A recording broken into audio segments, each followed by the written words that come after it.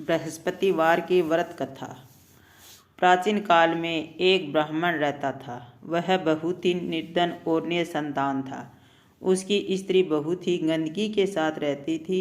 वह ना तो कभी स्नान करती और ना ही किसी देवता का पूजा आदि करती थी। इससे ब्राह्मण देवता बड़े ही दुखी रहते थे। बेचारे बोलते बोलते थक चुके थे, लेकिन कुछ उसका परिणाम न निकला। भगवान की असीम कृपा से ब्राह्मणी स्त्री को एक कन्या रूपी रत्न पैदा हुई। कन्या बड़ी होने पर प्रतिदिन प्रातः स्नान कर विष्णु भगवान का जाप व गुरुवार का व्रत करने लगी। वह हर रोज अपने पूजा पाठ को समाप्त करके स्कूल जाती थी तो मुट्ठी भर जो ले जाया करती थी। इस प्रकार ये स्कूल के मार्ग में जो छींटते जाती थी, यही जो लौटते समय सोने के बन जाते, जिसे वह चुककर वो घर ले आती थी। एक दिन की बात है, जब वह लड़की उस सोने के जौ को सूप में फटकार कर साफ कर रही थी, तभी उसके पिता की नज़र इस पर पड़ी और कहा कि हे बेटी, सोने के जौ के लिए तो सोने का सूप भी अच्छा लगता है। अगले ही दिन बृहस्पतिवार था।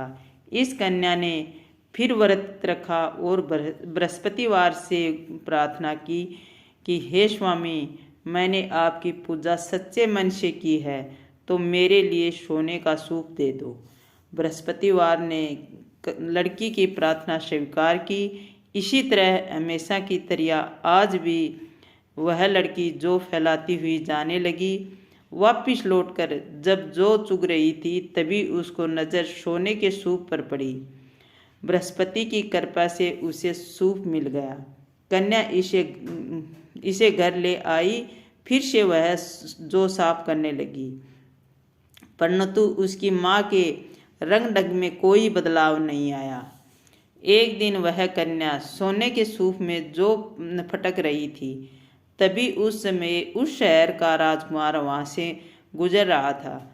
इस दौरान कन्या के रूप और कार्य को देख राजकुमार मोहित हो गया। अपने घर आकर अन्न जल का त्याग कर उदासी के साथ लेट गया। राजा को उसके बेटे की हालत देखी नहीं गई। वो अपने मंत्री के साथ उसके पास गया और बोला, हे बेटा, तुम्हें किस बात से दुखी हो? किसी ने अपमान तो नहीं किया या फिर कोई और कारण है तो मुझे बताओ। मैं वही कार्य करूँगा जिससे तुम्हें प्रसन्नता होगी। राजकुमार यह सुनकर बोले, मुझे आपके किसी भी बात का दुख नहीं है और न ही किसी ने मेरा अपमान किया है, परंतु मैं उस लड़की से विवाह करना चाहता हूँ जिसे मैंने सोने के सूप में जो साफ करते हुए देखा था। यह सुनकर राजा को आश्चर्य हुआ और बोला, हे बेटा, इस तरह की कन्या का पता तो तुम्हें ही लगाना होगा। मैं तेरा विवाह अवश्य ही उसके साथ करवा दूंगा। राजकुमार ने उस लड़की के घर का पता बताया। तब राजा के मंत्री उस लड़की के घर गए, ब्राह्मण देवता को पूरी बात बताई। फिर ब्राह्मण देवता अपनी कन्या का विवाह राजकुमार के साथ करने के लिए तैयार हो गया। विधि विधान को ब्राह्मण की कन्या का विवाह राजकुमार के साथ संपन्न हुआ।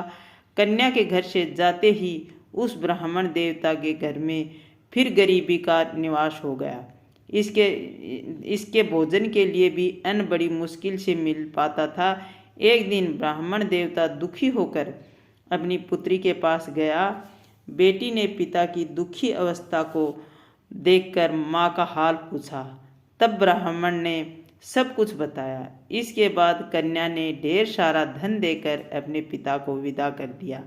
इस तरह ब्राह्मण का कुछ समय तो सुखपूर्वक व्यतीत हो गया, लेकिन कुछ ही दिनों के बाद फिर वही हालत हो गई। ब्राह्मण फिर अपनी पुत्री के पास गया और पूरी स्थिति बताई। इस पर लड़की बोली, हे पिताजी, आप माताजी को यहाँ ले आओ। मैं उसे पूरी विधि बता दूंगी जिससे निर्धनता दूर हो सकती है। इसके बाद ब्राह्मण देवता अपनी स्त्री को साथ लेकर आए। फिर कन्या अपनी माँ को समझाने लगी, हे माता, तुम प्रातः उठकर प्रथम स्नान आदि करने के बाद विष्णु भगवान का पूजन करो तो सारी दरिद्रता दूर हो जाएगी। इसके बाद भी उसकी माँ ने एक बात भी नहीं मानी। प्रातःकाल उठते ही उस दिन बृहस्पतिवार था। उठने के साथ ही अपनी पुत्री के बच्चों की जूठन खा ली। माँ के बर्ताव से उसकी पुत्री को भी बहुत गुस्सा आया। बेटी ने एक रात कोठरी से सारे सामान को निकालकर अपनी माँ को उसमें बंद कर दिया। फिर अगली सुबह उसे निकाला और स्नान आदि कराकर जबरन उससे पाठ करवाया। फिर उसकी माँ की बुद्धि ठीक हो गई। ये प्रत्येक बृहस्पतिवार को व्रत रखने लगी। इस व्रत के प्रभाव से ब्राह्मण देव का घर खुशियों से भर गया। वह बहुत ही धनवान और पुत्रवान हो गया। बृहस्पति के प्रभाव से इस लोक के सुख भोग कर स्वर्ग को प्राप्त हो गया। जय विष्णु भगवान की।